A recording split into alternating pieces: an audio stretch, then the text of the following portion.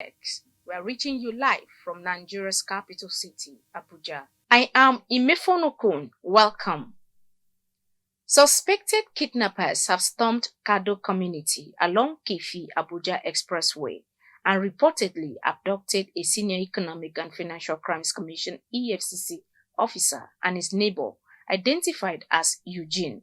It was gathered that the abductors later released Eugene on health ground, but are asking for 50 million naira ransom for the release of the EFCC officer. Narrating how the event happened, Olatunji, who is also a neighbor of the abducted EFCC officer, said at around 1 a.m., the kidnappers woke the residents up with several gunshots and banging on the doors to scare away security guards in the area before going straight to the victim's residence, abducting him and moved to Eugene's apartment and forced him out, but later realized that Eugene had problems with his legs and was suffering from a swollen mouth. However, Eugene was later abandoned and was picked up by the community searching party. According to the report, police responded 2 hours after distress calls when the hoodlums had escaped with their abductors. Meanwhile, members of the communities have taken Eugene to a nearby hospital where he is receiving treatment. Trust and transparency, which has been one of the critical impediments since to trade and investment between Nigeria and Malaysia, will now be thoroughly addressed with the emergence of the Malaysia Traders Market (MTM). This was the assertion of the Malaysian ambassador to Nigeria, His Excellency Ayub bin Omar. The Malaysian ambassador to Nigeria, His Excellency Ayub bin Omar, who was full of praise to the founder and CEO of Malaysian Traders Market, Prince Olawale Sulaiman Ainla, and his team, asserted that the time has finally come for Malaysia and Nigeria stakeholders to conduct business together in a conducive atmosphere. He also registered the fact that the government of Malaysia gives high regard to Nigeria as a strategic partner in Africa. The launch of the Malaysian Traders Market platform is not just technological or business initiative. It is a strategic bridge that addresses one of the most critical impediments to trade and investment between our two countries, which is the issue of trust, transparency in cross-border and of business engagement. For long, businesses on both sides have expressed concern over the lack of reliable verification channels and the risk of engaging unknown partners in uncertain environment. So this is very important to make sure we have the trusted partner between both countries. The MTM platform, with its comprehensive integrated approach, provides a timely and pragmatic solutions to this long-standing challenge. By leveraging the services of MTM platform, both Malaysian and Nigerian businesses now have access to reliable platform to explore, identify prospective trade partners. With platforms such as MTM, I am confident that there will be more meaningful touch points for Malaysian and Nigerian stakeholders to connect, collaborate, and conduct businesses in a structured and transparent manner.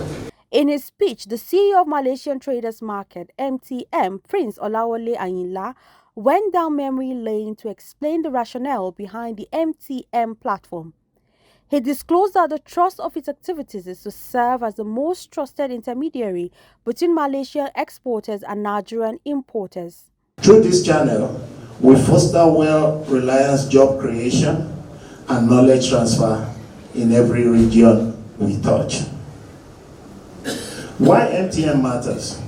For Nigerian businesses, you now have a simple partner, MTM, to connect you to verified Malaysian manufacturers of various products such as electronics, packaged food, automotive parts, textiles, consumer goods, and more.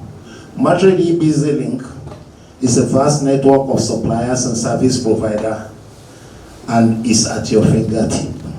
While delivering his vote of thanks, the legal advisor to N50M, Dr. Bayo Bubakar Isholia, disclosed that the platform is committed to facilitating seamless trade connections, providing market intelligence and contributing to sustainable economic growth. These markets that's inaugurated today will open opportunities for a lot of people who don't know about the business opportunities between those countries.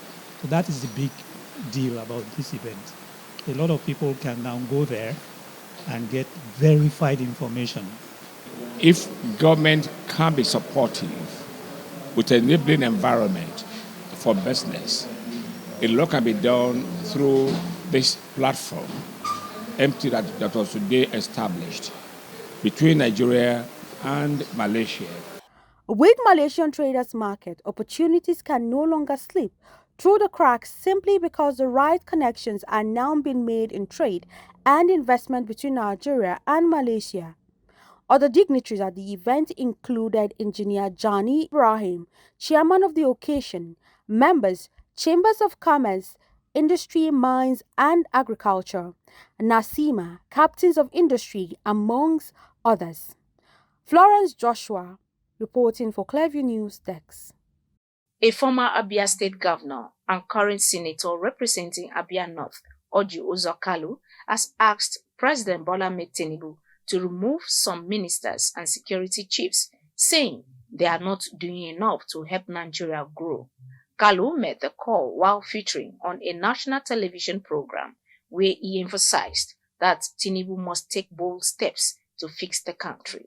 Recall that Tinubu appointed 45 ministers in May 2023, which is the biggest cabinet since 1999. Later, in October 2024, the president made major changes, sacking 5 ministers while appointing 7 new ones and moving 10 others to different roles.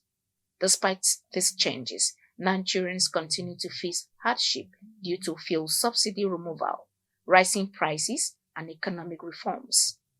Former Super Eagles forward John Otaka has openly criticized Nigeria captain Ahmed Musa for leaving the national team calm to attain his wedding.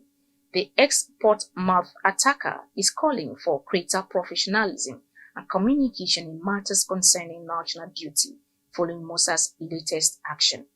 Musa made his much-anticipated return to the Nigerian national team during the Unity Cup, coming on as a second-half substitute in Nigeria's 2-1 victory over Ghana in London.